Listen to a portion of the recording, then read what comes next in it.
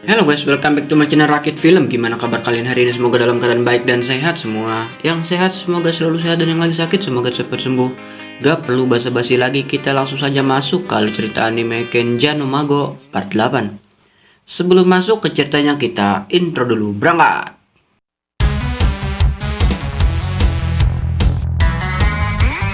Cerita berlanjut dengan memperlihatkan Shin yang baru bangun dari tidur singkatnya. Kayaknya Shin kurang tidur karena habis kepergok sama Ayang Beb. Shin berpapasan dengan Sisilin yang sama-sama baru bangun tidur.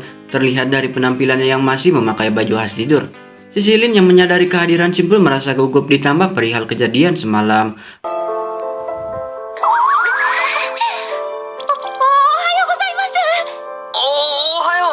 Akhirnya Shin membuka mulutnya mengajak Sisilin pergi ke ruang makan bersama-sama dengan alasan nanti makanannya keburu dingin.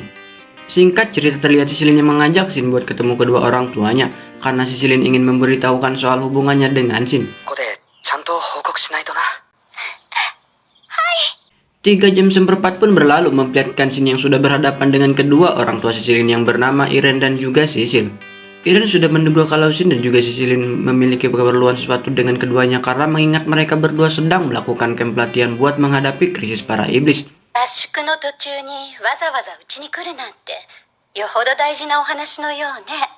Yang tidak mungkin meninggalkan pelatihannya untuk waktu dekat ini. Shin pun mulai berbicara kalau ia dan juga Sisilin sudah berpacaran. Ia pun lanjut berkata kalau kedatangan ia juga bermaksud meminta restu dari keduanya. Sontak keduanya pun sedikit terkejut, namun tiba-tiba Sisil meraih tangan Shin sambil mengatakan terima kasih dengan nada yang menahan air mata hendak turun lantaran senang. Shinka. Iren yang melihatnya pun menyuruh sang suami kembali ke tempat duduk. Iren lanjut berkata kalau seorang putri bangsawan tidak boleh berpacaran tanpa tunangan. Shin yang mendengarnya pun mengiyakan kalau ia akan segera melamar Sisilin dengan nada yang serius. Iren yang mendengarnya pun mengucapkan selamat kepada Sisilin karena harapannya untuk menikah dengan Shin sudah terkabul.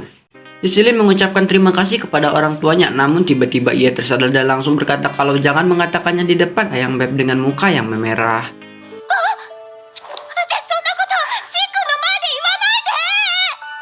4 jam seperempat pun berlalu setelah acara ketemu calon mertua memperlihatkan Shin yang melihat Tony dan yang lain berlatih dengan objek bebukitan di sekitar.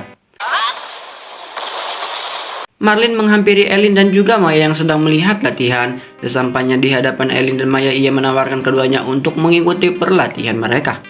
Namun berbeda dengan Ellie yang tidak tertarik sama sekali, Maya malahan sebaliknya ia sangat tertarik mencobanya. Marlin mengajarkan tahap dasar terlebih dahulu, yaitu mengendalikan energi sihir. Tanpa diduga-duga Maya dengan cepat menguasainya yang membuat Melinda sangat terkesan dengan bakat yang dimiliki Maya.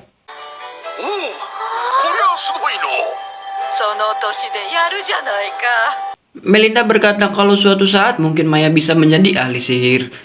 1 jam seperempat pun berlalu memperlihatkan August dan yang lain membantu penghalang karena Shin akan kembali bereksperimen sihir baru.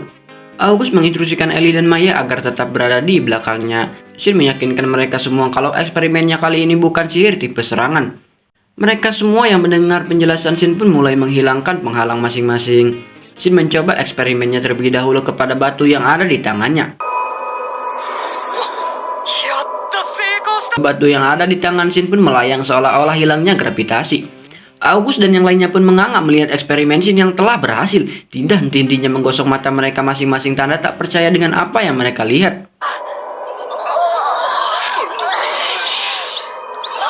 Shin tidak mempedulikan keterkejutan mereka, ia langsung mencoba kepada dirinya sendiri.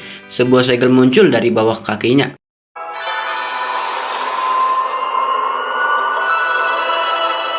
Seketika itu ia pun melayang ke udara. Shin juga menambahkan sihir angin yang bertujuan supaya bisa bergerak ke samping.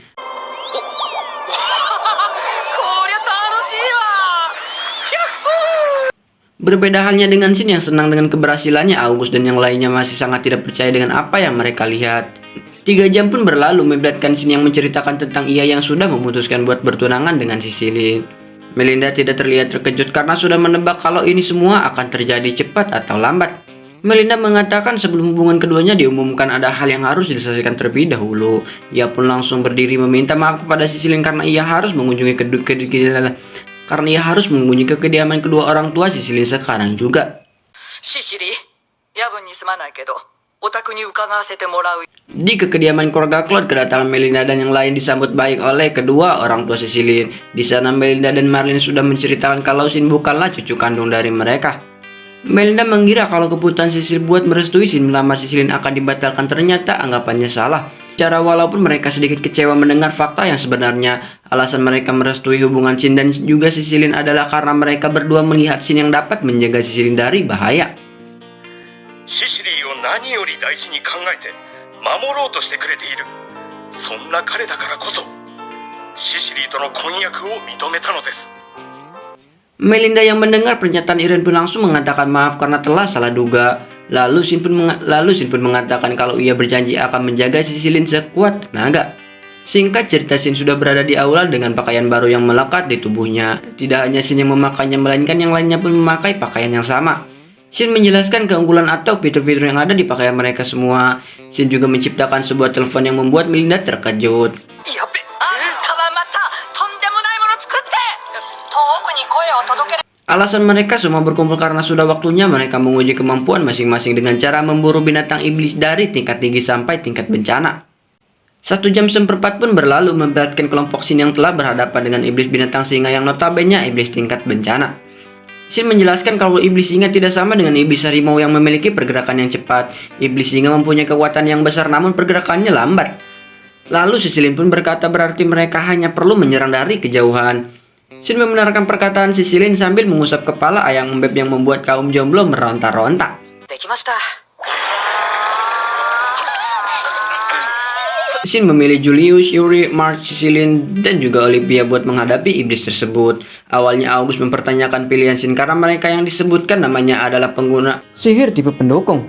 Namun Sin meyakinkan August kalau mereka bisa mengalahkan iblis tersebut. Mereka mulai mengeluarkan segel dari tangan masing-masing. Dengan instruksi Sin, mereka berlima pun melesatkan sihir ke arah iblis singa yang membuat ledakan yang sangat dahsyat.